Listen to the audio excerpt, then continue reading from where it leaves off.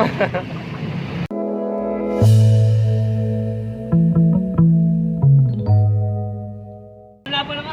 wala ng gasolina, ang tao yan, gutom na. Gagawin mo na lang kalo. Kailangan mag-ipon na. Bakit kailangan na ba kayo? Wala na nga gasolina, tigil. Tatlong buwan ang brand out pati. Hindi mo nakuha sa balita? May na sa balita ng kalbo. Yan ang ingatan nyo natin. Kasi yan, pag nagkatotoo yan, sobra pa sa pandemic yan, gutom yan. Kahit ano ingat natin, wala tayong magawa.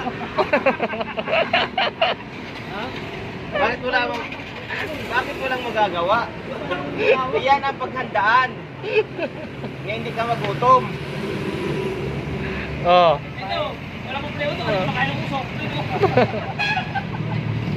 Kaya kainin mo yung usok mo, wala ka na kain bigas.